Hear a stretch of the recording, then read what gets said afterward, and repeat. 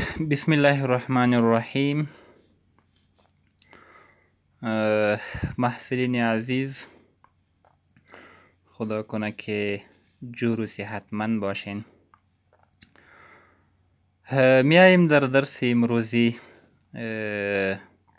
ما و شما ساختن دای نیکلوتاید ها، ترای نیکلوتاید ها و پلی نیکلوتاید ها را میخوانیم. در درس گذشته شما اهمیت بیولوژیکی نوکلیوتاید ها خواندین. یعنی دو شما مشتقات ادنین، گوانین، سایتوزین و یوراسیل خواندین. هدف درس گذشته بود که نیوکلیوتاید ها نه تنها در دی ان ای و آر ان ای وجود داره، بلکه خارج از دی ان ای و آر ان ای به شکل آزاد در بین انساج وجود داره و وظایف مشخص و معین را انجام میده. دو شما مشتقات ادنین خواندین، فرضاً که ADP و ATP بود. ADP و ATP خارج از DNA به حیث یا خارج از RNA به حیث مولکول های غنی از انرژی استفاده میشه، یا سایکلیک EMP یا سایکلیک ادنوزین مونوپاسپیت و سلفیت فعال و میتیونین فعال هی خواندین. بعد از شما مشتقات گوانین خواندین، دو GDP و GTP خواندین که در سیتریک اسید سایکل رول و سهم داره و همچنان سایکلیک GMP یا سایکلیک گوانوزین مونوپاسپیت را خواندین. در مشتقات یوراسیل شما UDP گلوکوز، UDP گالیکتوز و UDP گلوکورنیک اسید را خواندین و همچنان در مشتقات سایتوزین شما CTP خواندین که به ساختن CTP کولین در سنتز لیسیتین ها و سیپالین ها سهم داره.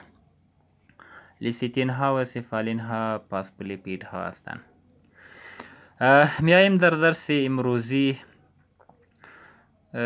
درباره ساختن پولی نیوکلیوتاید ها، ترای نیوکلیوتاید ها و دای نیوکلیوتاید ها صحبت میکنیم.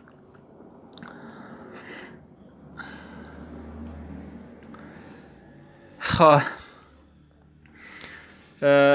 وقتی که دو نیوکلیوتاید با یک دیگر یک جای میشه و یک دای نیوکلیوتاید میسازه، با هم دیگر یک رابطه میسازه که به نام رابطه پاسپو دای استر یاد میشه. یعنی نیوکلیوتاید ها شما خواندین که از 3 جزء یا 3 قسمت تشکیل شدن که یکیش قلوی نیتروژنی بود، دیگهش قند 5 کربونه بود و دیگهش گروپ پاسپیت بود.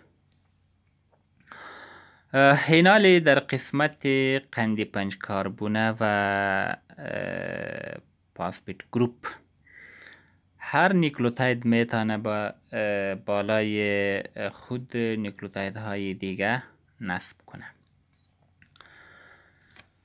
شما در شکل میبینین، در شکل نیوکلیوتاید در قسمت بالا قلوی نیتروژنی است ادنین، در پایین قند 5 کربن است رایبوز و طرف چپ گروپ پاسپیت است. در کل اینمی نیوکلیوتاید طوری که رایبوز داره و ادنین داره به نام ادنوزین مونوپاسپیت یا ادینایلیک اسید یاد میشه. اگر در نیوکلیوتاید به عوض رایبوز دی اکسی رایبوز بود، باز این نیوکلیوتاید به نام دی اکسی ادینایلیک اسید یا دی اکسی ادنوزین مونوفاسفات یاد میشه.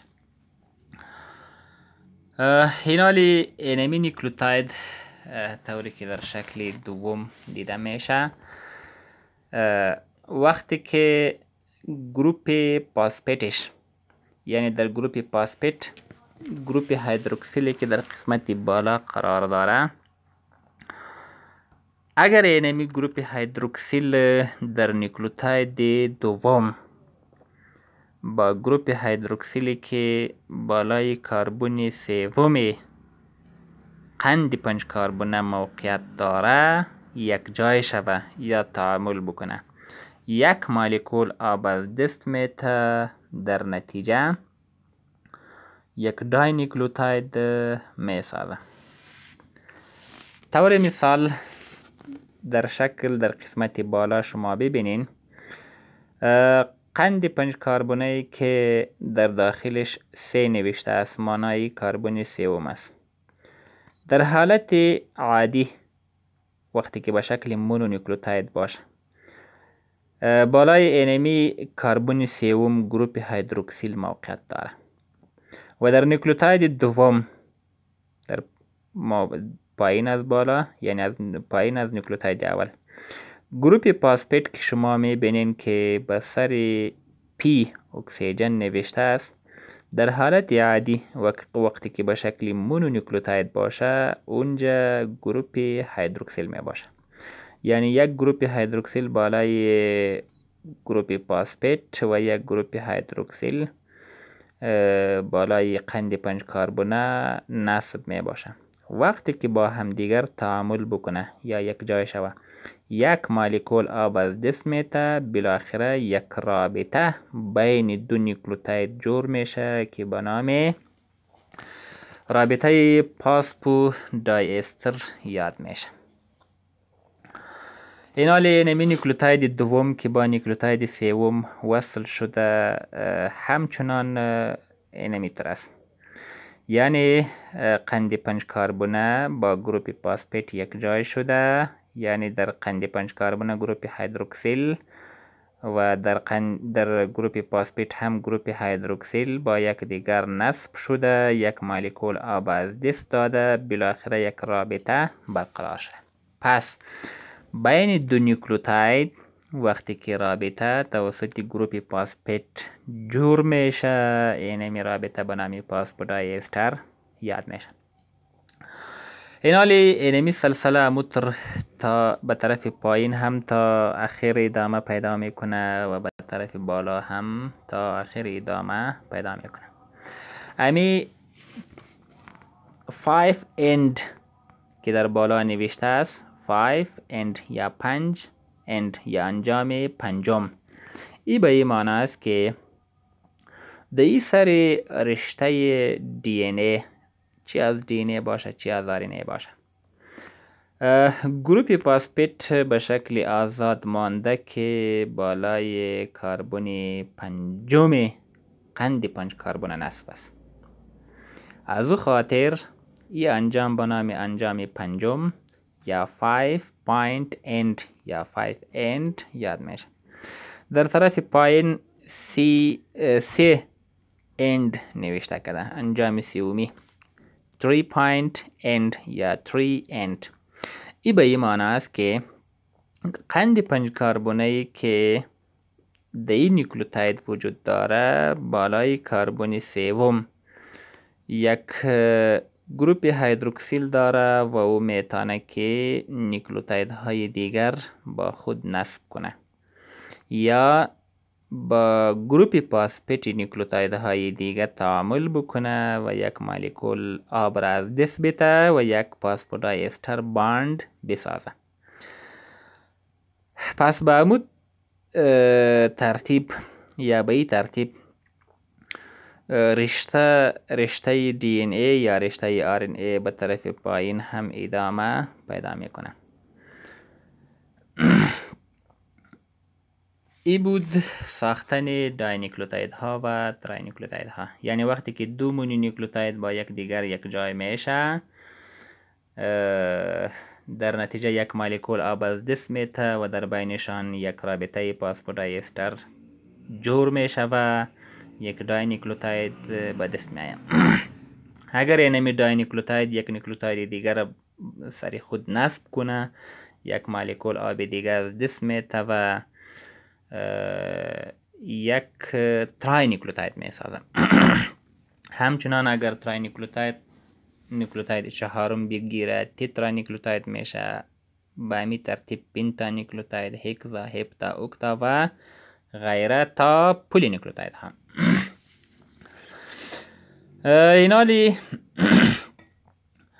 اینمی نیکلوتاید ها وقتی که در دی این ای باشه او در مقابلی رشته یک رشته دیگه هم ترتیب میشه یا جور میشه یا جای میگیره. وقتی که دو دانه رشته متفاوت متقابلا با یک دیگر نصب میشه، بالاخره در بین قلویات نیتروژنیشان روابط هیدروژنی جور میشه. یعنی در این شکل اگر در پیش روی این رشته یک رشته دیگه از دی این ای جای میگیره، همیشه باید در مقابل ادنین تایمین قرار بگیره.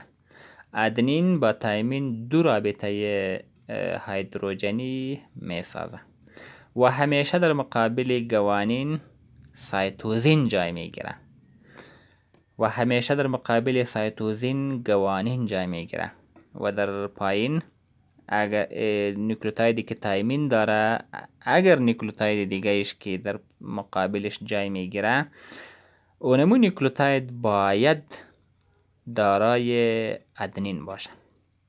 یعنی A با T و C با G روبرو میشه. خب این هم یک مثالش هست.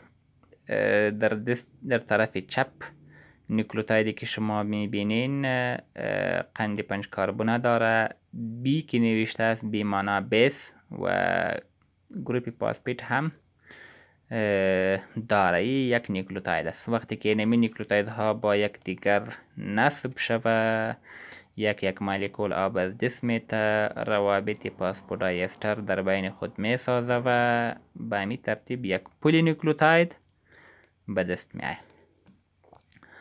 بعد از این میاییم به فرق بین دی این ای و آر این ای و مقایسه آنها. مقایسه و فرق ها یا تفاوت ها را در این جدول می خوانیم.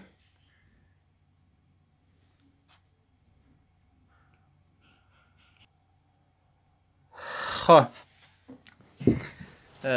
ببخشین یک وقف آمد، یک مزاحمت ایجاد شد. خب میاییم به ادامه درس.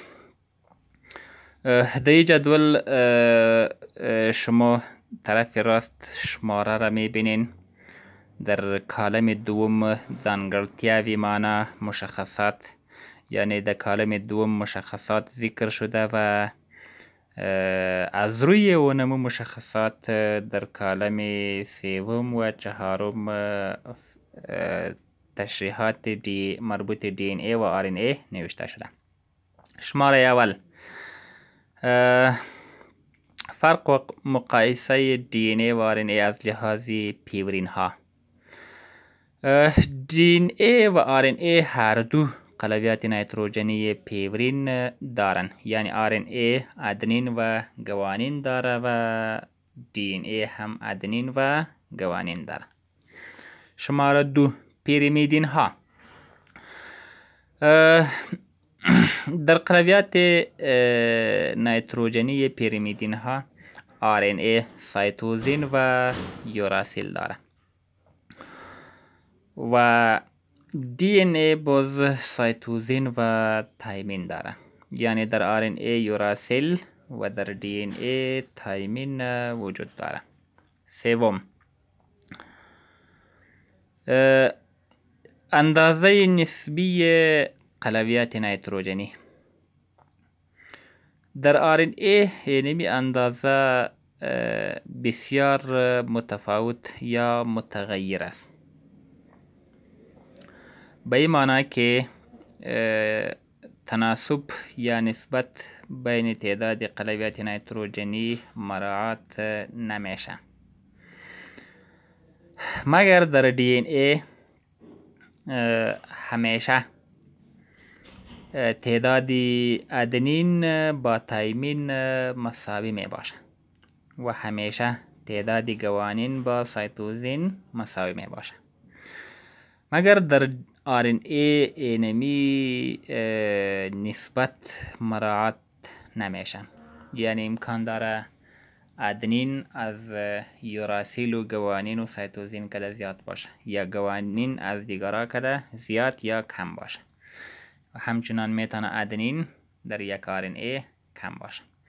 یعنی در RNA اندازه یا نسبت اندازه قلویت نیتروژنی مراعات نیست، مگر در DNA مراعات است. اما در DNA یک گپ دیگه مهم است که باید یادآوری شود. نظر به جوره ها، یعنی ادنین از تایمین اضافه و کم نمیشه و سایتوزین از گوانین کم یا زیاد نمیشه، مگر اگر از لحاظ جوره‌ای فکر کنیم برش، جوره های AT میتونه از جوره های CG کم یا زیاد باشه. فرض مثال ما شما میگیم که بعضی مولکول های DNA وجود داره که جوره های CG را 60% داره و جوره های AT را 40% داره، یا بعضی مولکول های DNA وجود داره که AT 60% و CG 40% داره و به هر اندازه که جوره های CG یا گوانین و سایتوزین در یک DNA زیاد باشه، به نمو اندازه مقاومت DNA در برابر حرارت زیاد میشه یا بالا میشه. خلاصه طور گفته میتونیم که مجموعه پیورین ها با مجموعه پیریمیدین ها مساوی می باشند در DNA، مگر در RNA اموتور نیست. شماره 4 قند 5 کربونه یا پنتا فورانوزاید. در RNA قند 5 کربونه به نام رایبوز یاد میشه و در DNA به نام دی اکسی رایبوز یاد میشه. دی اکسی رایبوز در کربن دوم یک اکسیژن کم داره نظر به رایبوز، یعنی رایبوز در کربن دوم گروپ هیدروکسیل داره، اما دی اکسی رایبوز در کربن دوم گروپ هیدروکسیل نداره، فقط هیدروژن داره. شماره 5 فسفوریک اسید در هر دو، یعنی هم در DNA و هم در RNA موجود می باشه. شماره 6 موقعیت در حجره. RNA به طور اساسی در سایتوپلازم می باشه، اما بعضی اوقات یا بعضی انواعش میتونه در هسته هم باشه. طور مثال وقتی که مولکول های RNA ترکیب میشه یا تشکیل میشه یا سنتز میشه، اول در هسته می باشه، بعد از او از طریق سوراخ های هستوی میبرایه. و DNA هم به طور اساسی در هسته می باشه، اما بعضی اوقات یا بعضی انواعش در سایتوپلازم هم می باشه، مثلا در میتوکندریا. یعنی شما در سمستر اول خوانده بودین که میتوکندریا ژنوم شخصی خود داره. 7 شماره 7 وزن مولکولی. RNA از DNA کده بسیار کوچک می باشه و DNA از RNA کده بسیار بزرگ می باشه، یعنی وزن مولکولی RNA کوچک و وزن مولکولی DNA بزرگ یا کلان است. شماره 8 شکل مولکولی. RNA معمولا به شکل یک رشته‌ای می باشند، اما در بعضی حالات شکل دو رشته‌ای هم دارند.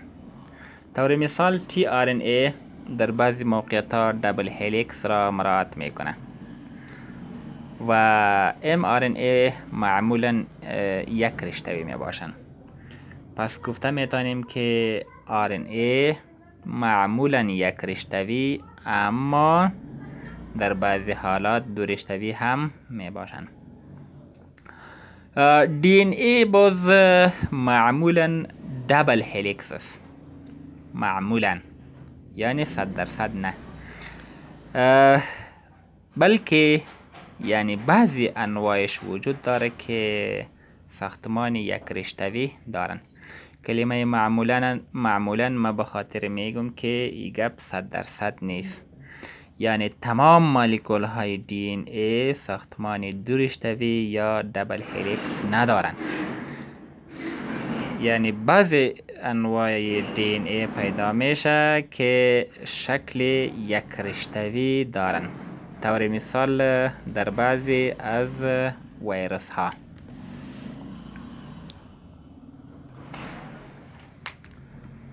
خب این بود درس امروزی ما شما. در درس بعدی ما شما رایبونوکلیک اسید یا به طور انفرادی RNA و DNA را مفصلا میخوانیم. یعنی اول رایبونوکلیک اسید و انواعشان را میخوانیم، بعد از او دی اکسیرایبونوکلیک اسید و انواعشان را میخوانیم، بعد از او ریپلیکیشن، ترانسلیشن و ترانسکریپشن تشریح میشه. تربیه مو په الله سپارم. خیر چاری.